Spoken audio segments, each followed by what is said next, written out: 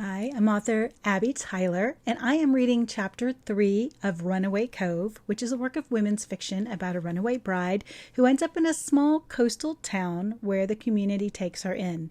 If you have not heard any of these chapters before, go to the playlist on my channel and you can start back at Chapter 1. This book is now available on all retailers, so you can pick it up and finish the story anytime you're ready. But for now, Chapter 3 of Runaway Cove. Vicky started shutting down the coffee shop, knowing full well she'd be here later than usual. For one, Miranda was bringing by a potential employee. But regardless, she'd gotten a run of customers only 15 minutes ago, dashing in from the matinee production of the community theater. They were all settled in to talk about the play. She ought to adjust her hours on Saturdays to accommodate the post-production crowd. The actors had made noise about wanting to stop in as well. But honestly, she was 63 and tired. She had a system for getting both locals and tourists out the door. Turning away new customers would let the current ones know they were drinking on borrowed time. Plus, eventually, they wouldn't be able to refill from the big silver carafes. Vicky would take them down promptly at 6. If that didn't work, she blasted Macarena at full volume through the speakers. That would clear out the shop in a hurry. She opened the back of the pastry case to clear it out. 4 strudels left. That was unusual, as normally they sold out by mid-afternoon. Her husband, Ray, would be happy. He always said he married her for her strudel. Of course, he'd married her because she was knocked up, but she liked the cover story. She moved a strudel to a paper bag for him. She would only let on about 1. He'd been diabetic for coming on 20 years, and she'd be the one having to prick his fingers to monitor the resulting sugar load. She was about to take the other 3 to the freezer when a customer approached. "Can I nab one of those?" He hadn't come up earlier, as one of the women had ordered all the coffees. He was an out-of-towner like the rest of the group, taking in the show while on vacation. But something about him sparked recognition, the kind that made her heart hammer unexpectedly. The crystal blue of his eyes, the fall of his black hair over his brow. He was a dead ringer for... Oh, goodness. He looked like Hudson Michaels. She hadn't seen that face in 40-plus years. And here it was, completely unchanged, like no time had passed since Hudson stood in this very spot, grinning at a 19-year-old version of Vicky. This man tilted his head at her. "You okay?" "Sorry, senior moment."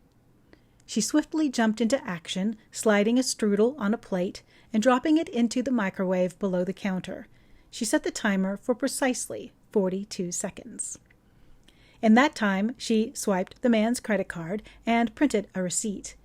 She waited until he had taken the plate to his table to read the name on the curl of paper. Zeke Michaels. Good Lord, she was right. This was Hudson Michaels' son. Vicky felt weak. She shoved aside the faded curtains that separated the shop from the back kitchen. She passed through, out of sight of the group, and sat heavily on the stool by the grinder. Hudson Michaels had a son, and he was here in Runaway Cove. Was Hudson here? Vicky stood up so suddenly she got lightheaded. Then she sank back down. Even if she dared to ask Zeke, she certainly didn't have any use for the answer. She couldn't see Hudson again, not now. She was acutely aware of how her thighs spread over the stool and her butt hung off the chair. She was old and not the least bit trim. Her hair was gray and thin, and her face, mottled, sagging. She couldn't even wear makeup or she looked like a clown. When she last saw Hudson, she was a snack, as her granddaughter would say. But he was old, too. Maybe he had a gut and a limp and not a lick of hair. It didn't matter in the least. Bygones were bygones. Hudson had left Runaway Cove after only a year and hadn't taken Vicky with him. She got pregnant and married Ray. Her phone pinged, and she dug it out of her apron pocket, grateful for the distraction. It was her granddaughter, Tandy. "I'm coming over. I want to see this woman they found in the ocean in her wedding dress." Two enormous concerns raced through Vicky, making her head pound. One, this new hire had shown up in the ocean in a wedding dress, like Aphrodite on a shell. Nobody had told her that. And two, her granddaughter was coming. She wasn't quick at texting and did better when she dictated the words. She held the phone near her mouth and said, "Tandy, you stay home. I need to interview the woman." Tandy's reply was fast. "Aw, Grandma, I want to see her." "You'll see her soon enough. Watch Grandpa. Make sure he figures out how to switch from the satellite to the hopper to find something to watch." Vicky and Ray were both hopeless at technology, especially when they had their granddaughter Tandy around as a crutch. "Okay," sad face, sad face. Vicky ignored the sad faces. This was better, and she calmed down a degree. Surely Zeke would move on soon, probably here to visit his father's temporary stomping grounds. Or maybe it was only a coincidence. She could keep the two of them apart, even if he was staying longer than the weekend.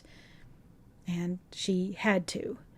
If Tandy noticed Zeke, she would totally recognize the crystal blue of his eyes, because she had them too. I hope you enjoyed Chapter 3. I will be recording Chapter 4 shortly, and you can find the playlist and listen to any of the chapters of Runaway Cove, or you can find it on any retailer. Thanks for being here.